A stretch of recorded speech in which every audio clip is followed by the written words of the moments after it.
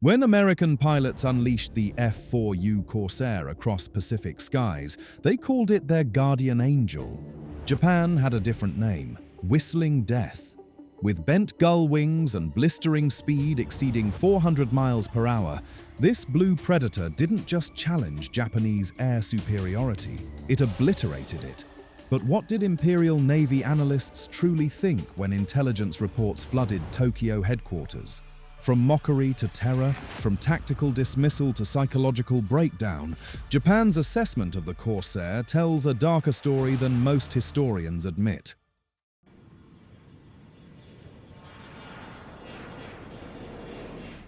Early 1943 brought a new terror to Pacific air bases. Japanese pilots stationed in Rabaul and Bougainville began filing reports about an unidentified blue fighter that moved impossibly fast and struck with devastating accuracy.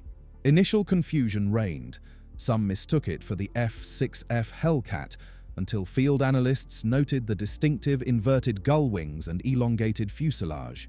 Tokyo's intelligence officers scrambled to identify this new threat. The timing couldn't have been worse for Japan. Their Mitsubishi Zero had dominated Pacific skies through agility and surprise tactics. Pilots relied on superior maneuverability to outfight heavier American aircraft. But the Corsair didn't play that game. Powered by a 2,000 horsepower Pratt & Whitney R2800 engine, it achieved speeds the Zero couldn't match. When Corsairs dove, they reached over 500 miles per hour, speeds that left Japanese formations spinning helplessly. Veteran Zero pilots who had hunted wildcats with confidence suddenly found themselves prey. The Corsair's 6.50 caliber machine guns delivered withering firepower from angles Japanese pilots couldn't counter. It didn't dance in dogfights. It executed slash and run attacks from altitude, disappearing before defenders could react. Japanese after-action reports captured the shock. The new American fighter has overwhelming forward firepower and vanishes before retaliation. What terrified Japanese commanders most wasn't just the aircraft's performance, it was how quickly it shattered established doctrine. Their entire aerial philosophy centered on lightweight, maneuverable fighters engaging in close-quarters duels. The Corsair refused this engagement model entirely. It struck from the sun, unloaded devastating firepower, and climbed away using superior power. Zero pilots trained for honorable combat found themselves facing an executioner that didn't care about aerial etiquette. By mid-1943, the nickname Whistling Death had spread through Japanese air groups. The distinctive sound caused by airflow over the Corsair's engine intakes became a harbinger of disaster. Pilots reported psychological stress just hearing it approach. But this was only the beginning of Japan's nightmare with America's bent-wing demon. What came next would shake Tokyo's confidence even harder. If you're fascinated by how one aircraft rewrote combat doctrine, hit subscribe, because Japan's miscalculations get even more shocking.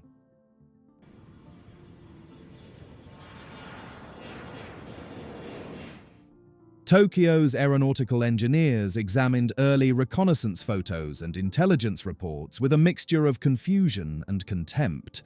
The Corsair looked wrong, almost primitive. Its massive 13-foot propeller seemed unwieldy.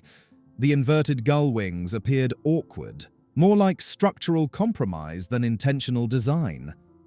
The birdcage cockpit, with its heavily framed canopy, seemed to offer terrible visibility for a fighter aircraft. Japanese analysts, trained in the philosophy of minimal weight and maximum agility, initially dismissed the Corsair as crude American over-engineering. Intelligence assessments from early 1943 classified it as unsuited for agile combat, and likely a rushed design prioritizing intimidation over performance. Some reports even mocked its appearance, suggesting American designers had sacrificed functionality for psychological effect. Japanese engineers believed their refined Zero represented superior aviation philosophy, elegant, purposeful, deadly. This arrogance proved catastrophic. What Tokyo's experts missed was the Corsair's underlying genius. Those bent wings weren't aesthetic failures. They were engineering solutions. The inverted gull design allowed the shortest possible landing gear while accommodating that massive propeller. This created a low-drag configuration that contributed to the aircraft's exceptional speed. The large propeller itself, driven by enormous engine torque, gave the Corsair acceleration Japanese fighters couldn't match. The primitive features masked revolutionary capability. While the Zero prioritized maneuverability by stripping armor and limiting firepower, the Corsair embraced a different philosophy: survivability and overwhelming force. It featured bulletproof glass, armor plating behind the pilot, and self-sealing fuel tanks, protections entirely absent from early Japanese designs. When hit, Corsairs often made it home. Zeros frequently didn't. Field reports from 1944 revealed the terrible truth. Notes recovered from downed Zero squadrons showed a dramatic shift in Japanese assessment. One report stated bluntly, "The bent-wing fighter is not primitive. It possesses overwhelming diving performance and firepower coordination. Evasion is difficult." The birdcage cockpit wasn't limiting visibility. It was protecting a pilot who could press attacks the Zero couldn't survive. Japanese naval intelligence made another critical error. They observed the Corsair's early carrier landing difficulties. Its stiff landing gear and long nose caused deck bounces and accidents, and concluded it was land-based only. They calculated this limited its strategic deployment and tactical flexibility. This assumption would prove even more disastrous than their design mockery, because what Japan didn't know would soon hit them from an unexpected direction.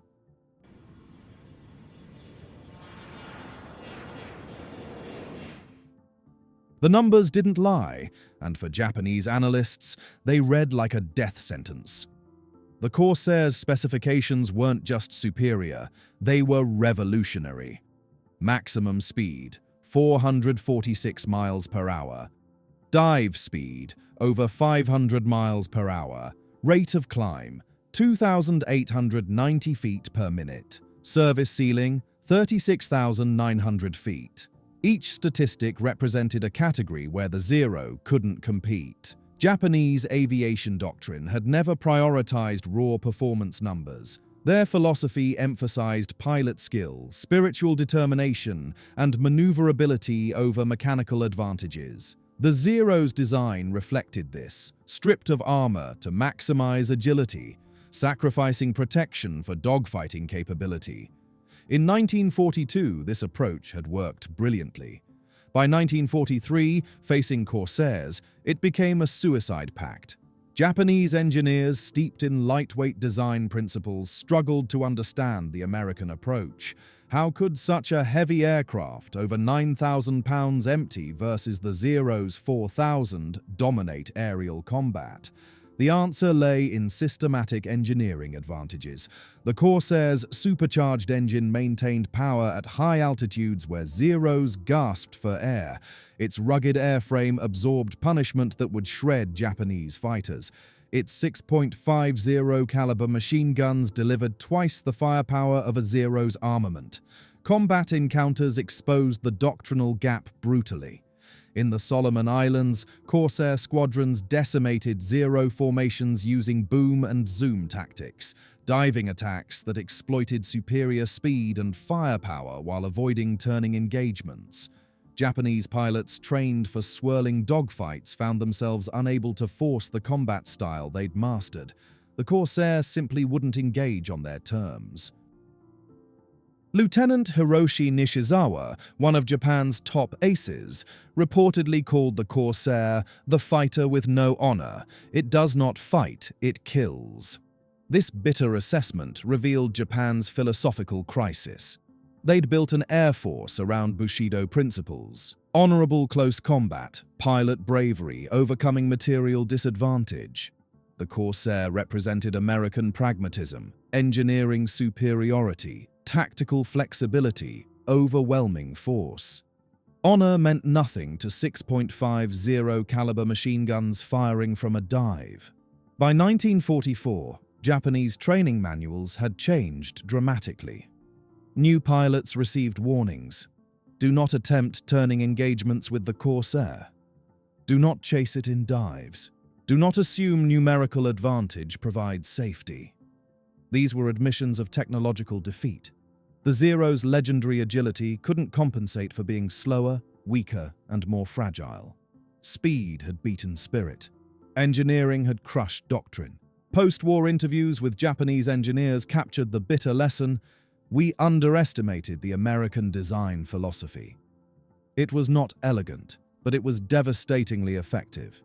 The Corsair hadn't just won air battles, it had proven that modern warfare belonged to those who embraced technological advancement over traditional warrior ideals.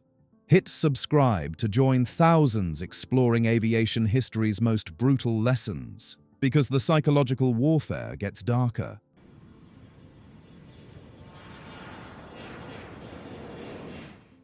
By late 1944, something more dangerous than bullets was affecting Japanese pilots: paralyzing fear.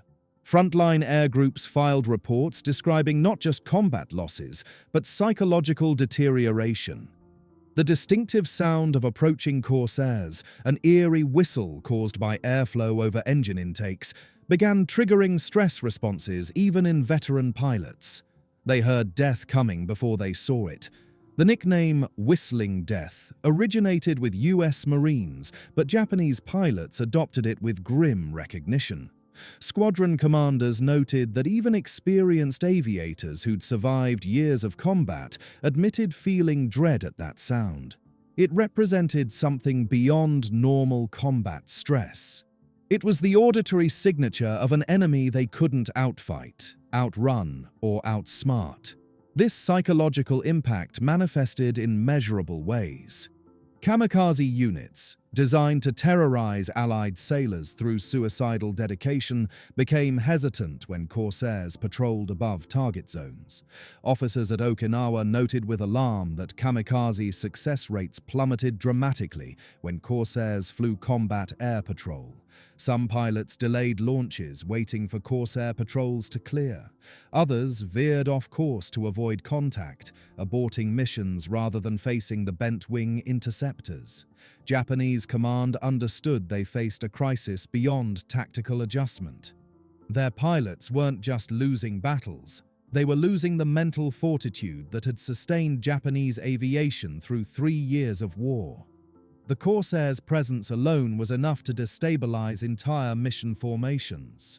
Pilots second-guessed attack plans. Flight leaders made conservative decisions to avoid Corsair engagement.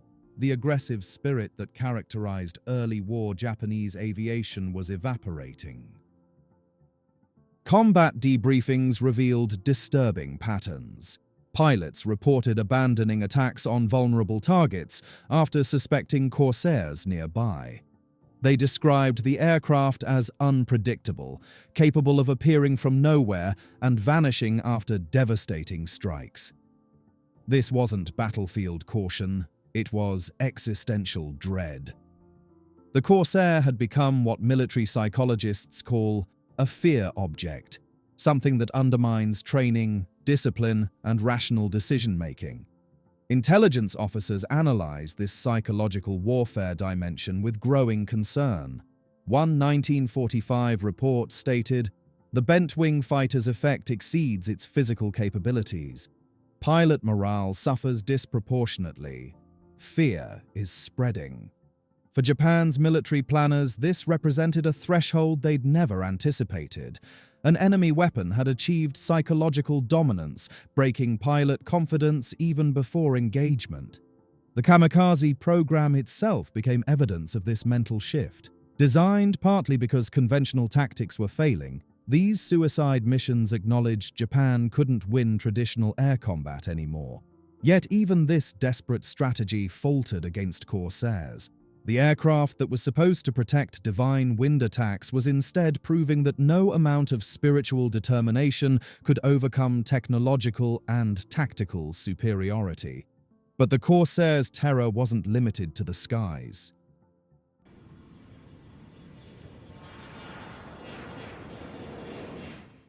Japanese ground forces learned to fear the Corsair as much as pilots did. Island garrisons began calling it the demon with claws, referring to the brutal precision of its ground attack capabilities. When Corsairs transitioned from air superiority to close air support, they brought nightmare-level effectiveness to a role Japanese planners hadn't anticipated. The Corsairs' ground attack loadout was devastating. 6.50 caliber machine guns with 2,400 rounds, plus underwing hardpoints for rockets, bombs, or napalm. Flying low over jungle terrain, Corsairs could obliterate bunkers, supply columns, and troop concentrations with surgical accuracy. The same speed that made it untouchable in air combat made it nearly impossible to target from the ground. By the time Japanese anti-aircraft crews acquired it visually, the Corsair had already struck and begun its escape climb. What made ground attacks particularly terrifying was their unpredictability. Japanese garrisons often received no warning before Corsairs appeared. The aircraft's high approach speed and steep dive angle meant it materialized from the sky with little advance sound. Survivors described the attack pattern: sudden engine roar, explosive impacts, then silence as the Corsair disappeared. The psychological effect was profound. Soldiers never knew when death would scream from above. Japanese commanders adapted by ordering deeper defensive positions. Troops retreated into tunnel systems and caves when Corsairs were reported in the area, abandoning surface positions entirely. This defensive behavior effectively ceded battlefield initiative to American ground forces, who advanced while Corsairs kept Japanese units pinned underground. The aircraft had become an area denial weapon through reputation alone. US Marines loved the Corsair's ground support capability, calling it their guardian angel. To Japanese infantry, it was an unstoppable phantom ruling both sky and ground. After-action reports from Pacific Islands reveal the scope of this effectiveness. At Peleliu, Okinawa, and Iwo Jima, Corsairs provided close air support that shattered Japanese counterattacks before they could develop momentum. Artillery positions, supply dumps, and command posts all became vulnerable to Corsair strikes. The dual-threat nature, air superiority fighter and ground attack aircraft, represented a capability Japanese forces couldn't match. Their aircraft were specialized, fighters fought other aircraft, dive bombers attacked ground targets. The Corsair did both, often in the same sortie. A single pilot could defend a carrier group, strafe an enemy column, and win a dogfight with any Japanese fighter, all within hours. This versatility created a force multiplication effect that Japanese strategists struggled to counter. They couldn't concentrate air defenses because Corsairs operated everywhere. They couldn't predict attack patterns because missions varied dramatically. By 1945, Japanese ground commanders had begun listing Corsair presence as a primary factor in tactical planning. Not enemy troop strength or artillery, but whether those bent-wing demons would appear overhead. The Corsair had become the defining threat on Pacific battlefields, and Japan's assessment of it had evolved from mockery to something approaching despair.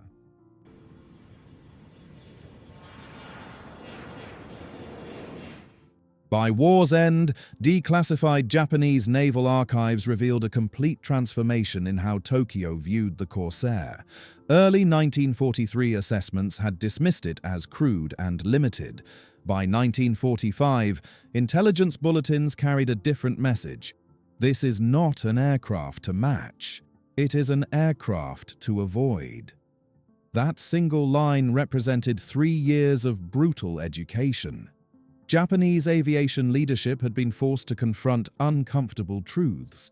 Their doctrine, emphasizing pilot spirit and lightweight agility, had been systematically dismantled by American engineering and tactical evolution. The Corsair symbolized this reversal. It proved that systematic technological advantages could overcome even the most skilled pilots when those pilots flew inferior machines. Japan's elite aviator corps, which had dominated early war Pacific skies, was by 1945 reduced to undertrained rookies flying outdated aircraft. Post-war interviews with surviving Japanese pilots revealed complex emotions about the Corsair. Many expressed grudging respect mixed with lasting trauma. They acknowledged its effectiveness while describing encounters in terms of dread rather than professional admiration. One pilot summarized it simply: "We feared the Hellcat, but we knew it. We faced the Corsair and did not understand how to survive it." Japanese engineers, examining captured examples after surrender, recognized the sophistication they'd initially missed. The Corsair's design represented integrated systems engineering, every component optimized for combat effectiveness rather than aesthetic principles. Its ruggedness, firepower, speed, and protection formed a comprehensive combat package that redefined carrier-based fighter capability. Japanese designers admitted they'd been pursuing the wrong optimization targets. Historians often credit the F-6F Hellcat as the primary zero killer, and statistically, it claimed more aerial victories. But the Corsair's psychological and tactical impact exceeded simple kill ratios. It broke Japanese confidence, forced doctrinal abandonment, and demonstrated that the zero era was over. The Corsair didn't just defeat Japanese aircraft, it invalidated Japanese aviation philosophy. Japan's final assessment of the Corsair wasn't recorded in formal documents, but in the behavior of their forces. By 1945, Japanese pilots avoided engagement when Corsairs were present. Commanders routed missions around known Corsair patrol zones. Ground forces abandoned positions at the sound of approaching Corsairs. This wasn't cowardice. It was rational response to an overwhelmingly superior weapon system. The legacy Japan carried from Corsair encounters was one of shattered expectations and bitter lessons. They'd believed technological gaps could be bridged by pilot skill and warrior spirit. They'd thought American designs were crude compromises lacking refinement. They'd assumed their early war advantages would persist through determination alone. The Corsair proved all these assumptions catastrophically wrong. It didn't need elegance or grace, it only needed overwhelming effectiveness. And in that effectiveness, it rewrote Pacific air warfare and left Japan with memories of a blue demon they couldn't escape. The F4U Corsair forced Japan to confront a brutal reality. Modern warfare belonged to those who embraced technological evolution over traditional doctrine. From mockery to terror, from tactical dismissal to psychological defeat, Japan's journey with the Corsair revealed how one aircraft could shatter an empire's confidence. The whistling death earned its name not through propaganda, but through undeniable battlefield dominance. Keep watching Vintage Planes for more deep dives into planes that changed history.